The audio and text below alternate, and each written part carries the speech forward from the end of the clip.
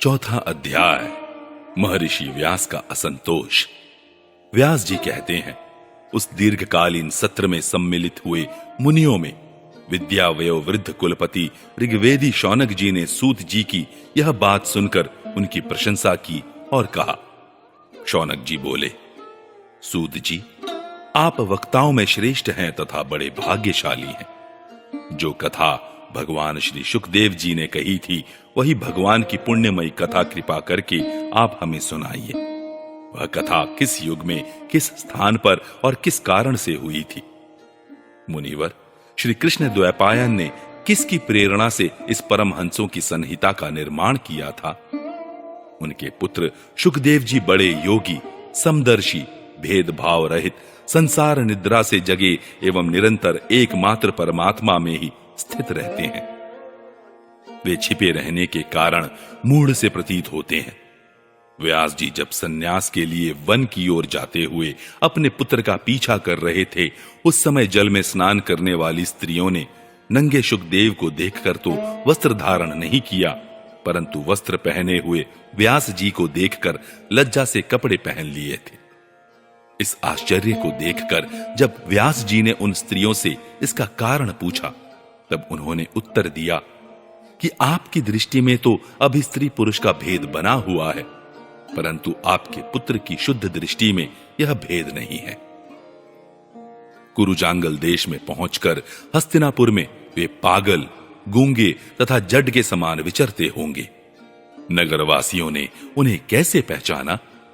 पांडव नंदन राजऋषि परीक्षित का इन मौनी सुखदेव जी के साथ संवाद कैसे हुआ, जिसमें यह भगवत संहिता कही गई?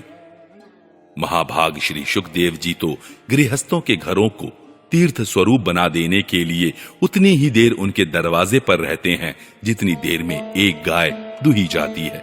सूत जी, हमने सुना है कि अभिमन्यु नंदन परीक्षित भगवान के बड़े प्रेमी भक्त थे। उनके अत्यंत आश्चर्यमय जन्म और कर्मों का भी वर्णन कीजिए। वे तो पांडव वंश के गौरव बढ़ाने वाले सम्राट थे। वे भला किस कारण से साम्राज्य लक्ष्मी का परित्याग करके गंगा तट पर मृत्यु पर्यंत अनशन का व्रत लेकर बैठे थे? शत्रुगण अपने भले के लिए बहुत सा धन लाकर उनके चरण रखने की चौकी को नमस्कार करते थे। वे एक वीर युवक थे। उन्होंने उस दुस्तज्य लक्ष्मी को अपने प्राणों के साथ भला क्यों त्याग देने की इच्छा की? जिन लोगों का जीवन भगवान के आश्रित है, वे तो संसार के परम कल्याण, अभ्युदय और समृद्धि के लिए ही जीवन धारण करते हैं। उसमें उनका अपना कोई स्वार्थ नहीं होता। उनका शरीर तो दूसरों के हित के लिए था।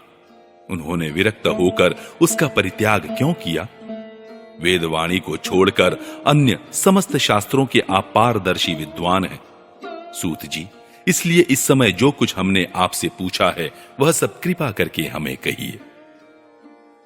सूत जी ने कहा, इस वर्तमान चतुर्युगी के तीसरे युग द्वापर में महर्षि पराशर के द्वारा वसु कन्या सत्यवती के गर्भ से भगवान के कला अवतार योगीराज व्यास जी का जन्म हुआ।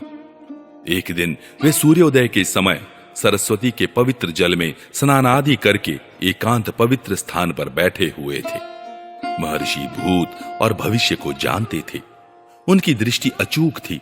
उन्होंने देखा कि जिसको लोग जान नहीं पाते, ऐसे समय के फेर से प्रत्येक युग में धर्म संकरता और उसके प्रभाव से भौतिक वस्तुओं की भी शक्ति का ह्रास होता रहता है।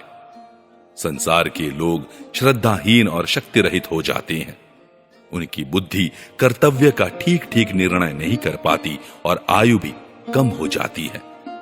लोगों की इस भाग्यहीनता को देखकर उन मुनीश्वर ने अपनी दिव्य दृष्टि से समस्त वर्णों और आश्रमों का हित कैसे हो, इस पर विचार किया। उन्होंने सोचा कि वेदोक्त चातुर्होत्र कर्म लोगों का हृदय शुद्ध करने वाला है। इस दृष्टि से यज्ञों का विस्तार करने के लिए उन्होंने एक ही वेद के 4 विभाग कर दिए। व्यास जी के द्वारा ऋक्, यजुः, साम और अथर्व, इन 4 वेदों का उद्धार हुआ। इतिहास और पुराणों को 5वां वेद कहा जाता है। उनमें से ऋग्वेद के पैल, सामगान के विद्वान जैमिनी एवं यजुर्वेद की एकमात्र स्नातक वैशंपायन हुए। अथर्व वेद में प्रवीण हुए दरुण नंदन सुमंतु मुनि। इतिहास और पुराणों के स्नातक मेरे पिता रोमहर्षण थे। इन ऋषियों ने अपनी अपनी शाखा को और भी अनेक भागों में विभक्त कर दिया। इस प्रकार शिष्य, प्रशिष्य और उनके शिष्यों द्वारा वेदों की बहुत सी शाखाएं बन गई। कम समझ वाले पुरुषों पर कृपा करके भगवान वेद व्यास ने इसलिए ऐसा विभाग कर दिया कि जिन लोगों को स्मरण शक्ति नहीं है या कम है, वे भी वेदों को धारण कर सकें। स्त्री, शूद्र और पतित द्विजाति तीनों ही वेद श्रवण के अधिकारी नहीं है, इसलिए वे कल्याणकारी शास्त्रोक्त कर्मों के आचरण में भूल कर बैठते हैं। अब इसके द्वारा उनका भी कल्याण हो जाए, यह सोचकर महामुनि व्यास जी ने बड़ी कृपा करके महाभारत इतिहास की रचना की। शौनकादि ऋषियों, यद्यपि व्यास जी इस प्रकार अपनी पूरी शक्ति से सदा सर्वदा प्राणियों के कल्याण में ही लगे रहे, तथापि उनके हृदय को संतोष नहीं हुआ।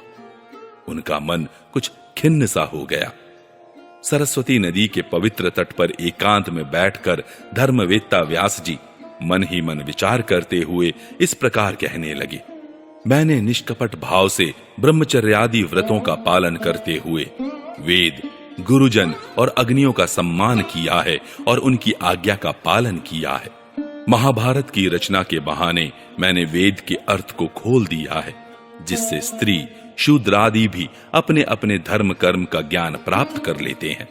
यद्यपि मैं ब्रह्म तेज से संपन्न एवं समर्थ हूं, तथापि मेरा हृदय कुछ अपूर्ण काम सा जान पड़ता है। अवश्य ही अब तक मैंने भगवान को प्राप्त कराने वाले धर्मों का प्रायः निरूपण नहीं किया है।